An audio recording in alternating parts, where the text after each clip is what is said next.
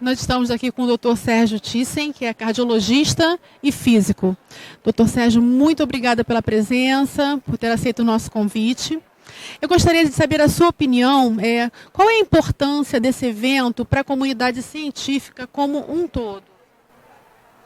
Olha, Denise, por se tratar de um evento assim do mais alto nível e que tem toda uma parte dele direcionada para a comunidade científica, né? Nós estamos recebendo pessoas do mundo inteiro, altamente capacitadas, dedicadas há muito tempo ao estudo da questão dos transtornos do espectro autista. Então nós temos aqui reunidos, nesses 3 dias, as pessoas mais estudiosas e entendidas.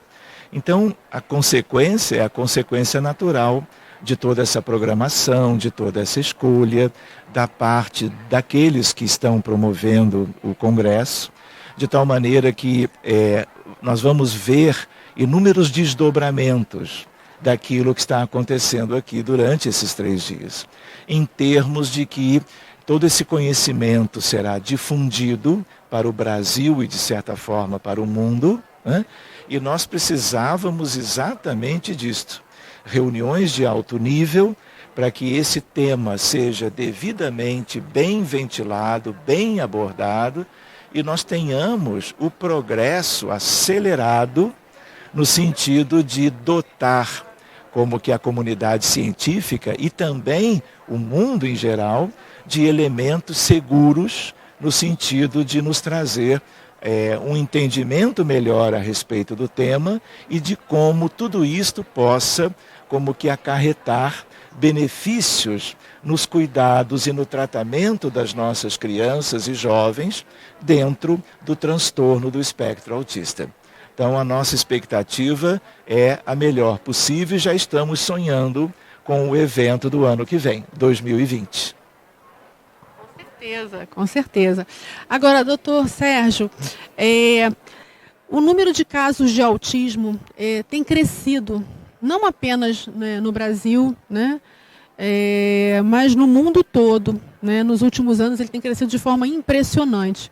Então, em razão desse crescimento, tem se falado muito em autismo, né, a mídia tem falado muito, a sociedade também. E isso, de uma certa forma, é muito importante, porque traz uma luz para a conscientização, as pessoas falam mais sobre isso, e, consequentemente, tem se falado sobre o futuro. Então, na sua opinião, qual seria o futuro do autismo no Brasil? Qual seria o futuro do autismo no mundo? Uma primeira questão, você já mencionou, que é a questão do aumento surpreendente, né, do número de casos de crianças e jovens dentro do transtorno do espectro autista no Brasil e no mundo. Então isso é uma constatação. Outra constatação é o número de pesquisas e estudos sérios que estão sendo desenvolvidos no mundo inteiro para que nós consigamos entender melhor o que é isto. Porque se a gente for lá atrás, por exemplo, eu fiz medicina já tem algum tempo, a minha graduação. Naquela época e durante ainda muitas décadas, ninguém ouvia falar nisso, nem os meus professores. Mas isso vem, então, se revelando como uma preocupação do mundo todo. Primeiro porque nós não temos, apesar de já 70 anos desde a primeira descrição sobre essa questão, nós não temos ainda a etiologia definida, nós não temos a causa estabelecida. Mas não é só nessa questão, em muitas doenças nós não conhecemos as causas ainda. Conhecemos consequências, realidades, e estamos fazendo uma medicina que é uma medicina, vamos dizer assim, de cuidados das manifestações que se apresentam, envolvendo tudo que nós conhecemos de melhor para oferecer a essas crianças, para que elas tenham a melhor recuperação, a melhor evolução, o melhor prognóstico possível, né? Mas isso é uma coisa. Outra coisa é, por não conhecermos ainda pelos caminhos da medicina acadêmica, convencional, as raízes do transtorno do espectro autista, nós ainda não podemos prever o que ainda virá. Mas se a gente trabalha com a ideia de um gráfico, nós estamos vendo um crescimento exponencial do número de casos. E é de se esperar, não é? A não ser que nós obtenhamos uma luz para entendermos melhor tudo isto e tratemos as raízes, nós haveremos de constatar que ainda durante muitas décadas este número será progressivamente maior. Então a expectativa é uma expectativa delicada, que preocupa a sociedade de um modo geral, as famílias, os casais, no sentido de estarem preocupados, no sentido de querem ter filhos. E qual é a expectativa que se pode ter? E essa é uma preocupação que nós não tínhamos há 20, 30 anos atrás. Doutor Sérgio, o amor é a mola propulsora que nos leva a seguir adiante. O senhor, na sua opinião, o amor seria o maior terapeuta? Denise, você colocou essa pergunta porque você soube que o tema que eu vou abordar logo mais à tarde chama-se assim, amor, o terapeuta. Então, na medida que nós estamos estudando essa questão há vários anos, e nós temos tido, a nível de consultório e a nível de grupos de trabalho que procuram atender a essas crianças em outros moldes também, uma experiência com elas e com seus pais, com as suas famílias de um modo geral, nós estamos percebendo que, a par de toda uma multidisciplinaridade que nós lançamos mão para o melhor cuidado para estas crianças, né?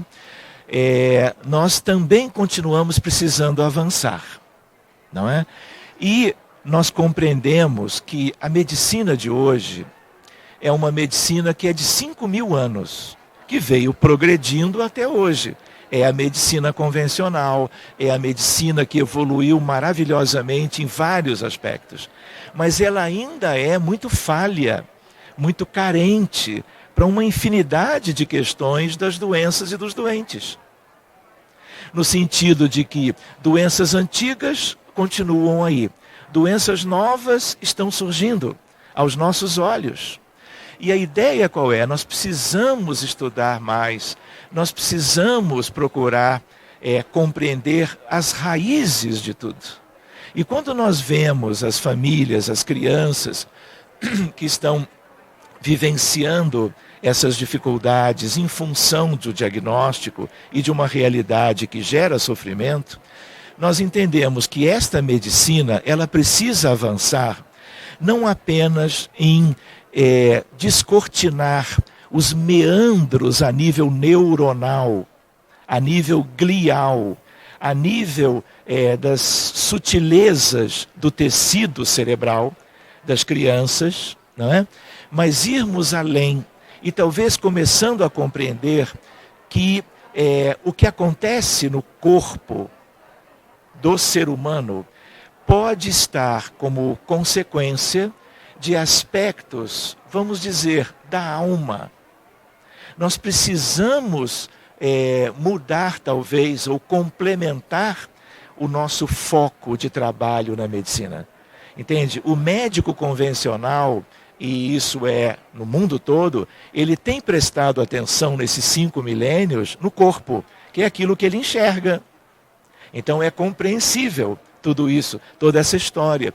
Mas a gente lembra que cada vez mais a própria ciência está mostrando que nós não somos o corpo. Nós, na verdade, somos almas e temos corpo. Não é o contrário, como alguns pensam. Nós somos isto aqui e alguém pode entender que temos almas também. Mas não é bem assim. Então a ideia, nós precisamos, diante de tantas limitações sociais, políticas, econômicas, da atualidade, desses dias recentes, nós precisamos buscar um caminho de humanização da medicina de um modo geral. Mas eu iria adiante, no sentido, eu e vários colegas que conversamos e estudamos essas possibilidades, que nós possamos ingressar numa fase da humanidade, da ciência médica, da medicina de um modo geral, que é uma fase de espiritualização da medicina, que é além da humanização, que nós ainda precisamos vivenciar.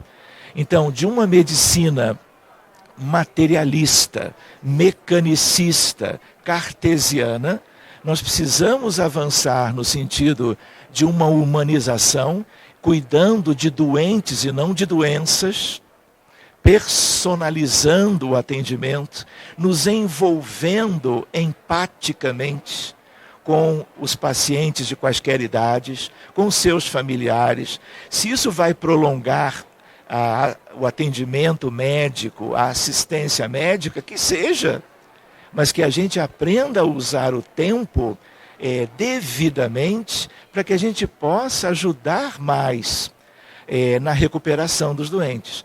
Mas algo que está chegando, algo que nós temos estudado já há algum tempo e, de certa maneira, exercendo uma certa prática já nesse sentido, é a ideia da espiritualização. E nela vem o amor.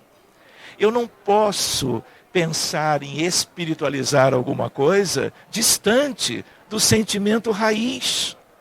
Porque se hoje a gente trabalha essas questões pelo campo da ciência em geral, da ciência médica, a gente também trabalha pela mecânica quântica, pela teoria da relatividade, em que a gente vê, estudando vamos dizer assim, o universo de um modo geral, estudando a vida de um modo particular, o quanto tem aspectos que requerem que nós conheçamos melhor e possamos valorizar a alma do paciente.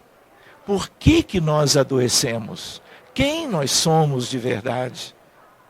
Nós temos que ampliar esse entendimento, porque se nós continuamos com as mesmas limitações do passado, nós vamos ainda viver muito drama e muito sofrimento. E nós vamos viver uma impotência como médicos. Então o amor está na raiz de tudo. É como se eu pudesse dizer que o universo, que eu diria é divino, ele é originário de algo que tem a ver com a palavra amor.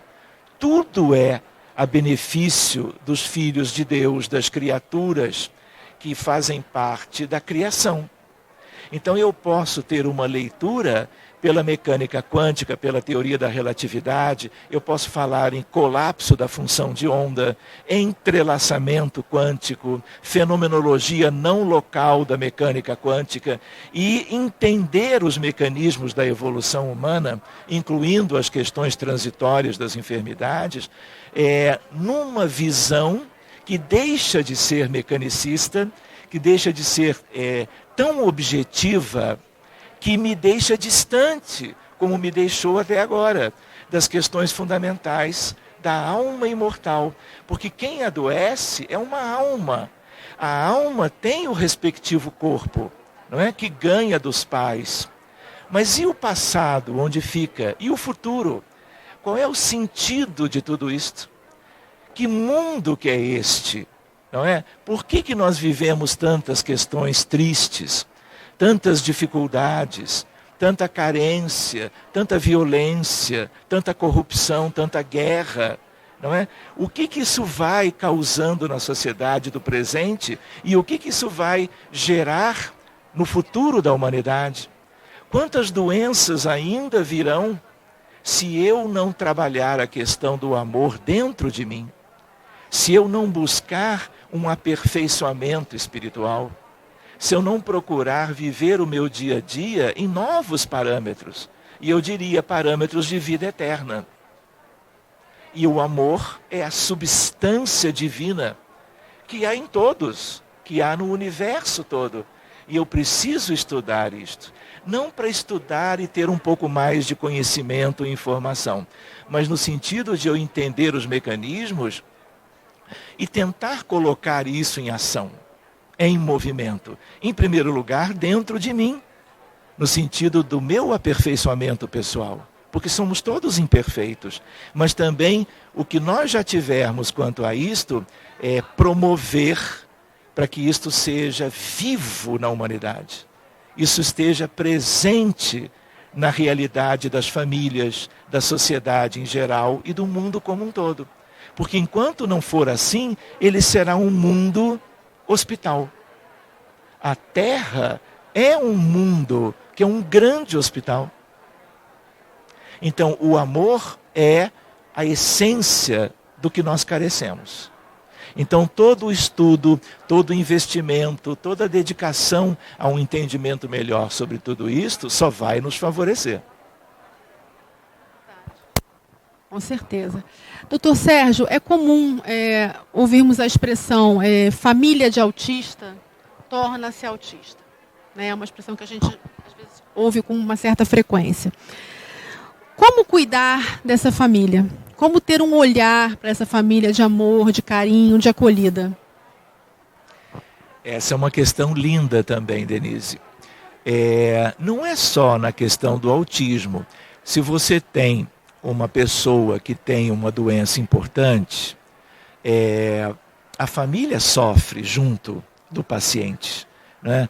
Por querer vê-lo bem ou vê-la, por se mobilizar para oferecer o melhor para aquele seu familiar que está necessitado de todo tipo de ajuda. Então, mas no caso das crianças com autismo é muito assim. Por quê? Porque cada integrante, vivendo o que vive, ele irradia dele próprio no ambiente, seja um ambiente mais próximo, seja um ambiente mais amplo.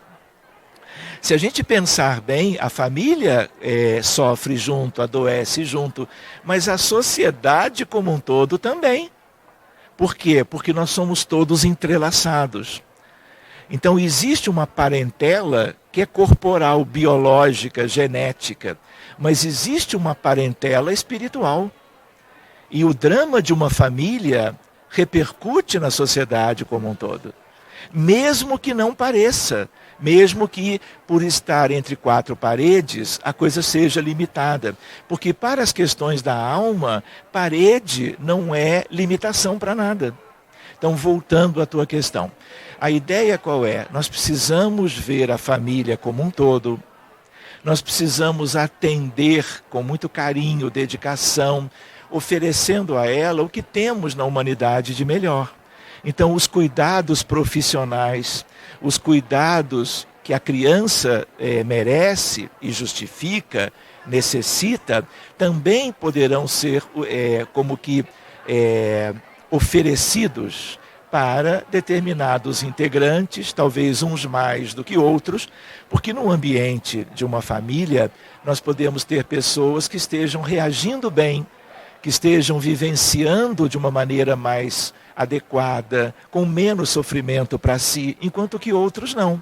Então, assim como cada criança é uma criança com o espectro ou dentro dele, cada mãe, cada pai, cada irmão, cada avó, avô, é uma pessoa também, não é? Então, cada um vai oferecer o melhor que possui, não é? Mantendo-se bem dentro do possível e colaborando pelo bem geral, não é verdade? Mas, por exemplo, a orientação dos profissionais envolvidos com a criança a bem dos familiares. Por exemplo, a nível de psicologia. Uma psicologia mais progressista, uma psicologia transpessoal, eu diria, ou junguiana, kleiniana, importa a escola psicológica. Mas a ideia é de que haja acolhimento, haja amor, solidariedade, né? E que os demais integrantes da família se sintam acolhidos por aqueles que já estão dando naturalmente prioridade para a criança. Então esse é um aspecto. O outro aspecto que eu acho assim, importante de se chamar a atenção, a minha especialidade é medicina interna, clínica médica e cardiologia. Mas o que eu tenho visto de casos requerendo cuidados em função do nosso transtorno, das questões do autismo, é muito grande. Então, o que acontece? Eu tenho visto pais e mães, mães e pais, que são verdadeiros anjos. São pessoas lindas, que fazem com que nós aprendamos com elas. Elas sofrem, claro, é inerente ao processo, mas elas têm uma capacidade, e eu digo para muitas delas, vocês são missionárias. Entende? O mundo, eu diria numa outra perspectiva, precisou viver essa realidade das questões do autismo, porque o mundo progrediu e muitas almas, muitas pessoas que constituíram respectivas famílias amadureceram aspectos espirituais e morais a um nível que agora estão devidamente preparadas para acolherem essas crianças que estão necessitando, vamos dizer assim, de um cuidado mais especializado. Não são só os especialistas em áreas diversas da multidisciplinaridade. A essência do trabalho é dos pais e eventuais outros familiares. Então, tem sido uma experiência linda nós vermos a dedicação destas mães. Pais também, mas muito mais das mães, por razões que a gente conhece. Então, hoje a gente vai falar um pouquinho sobre isso também. Mas a ideia é de que nós precisamos cuidar de todos. Cuidando da criança, cuidamos da família. Cuidando da família, cuidamos da sociedade. Cuidando da sociedade, cuidamos do mundo. Então, a nossa condição ainda é pequenina. Então, mas tudo que nós fizermos por aqueles que nos chegam para nós cuidarmos, nós não perdemos de vista a ideia de que isto terá belos desdobramentos para o futuro. Nós não sabemos o que Deus reservou para todo um período longo da nossa evolução, da nossa vida em comum, da realidade do mundo que é a Terra. Mas uma coisa é certa, nós precisamos nos amar uns aos outros. Nós precisamos trabalhar a compaixão, a empatia, que são expressões que despertam o sentimento de amor em todas as pessoas. Doutor Sérgio, muito obrigada pela sua atenção, pela disponibilidade e pelas informações tão valiosas. Obrigada por dividir seu conhecimento.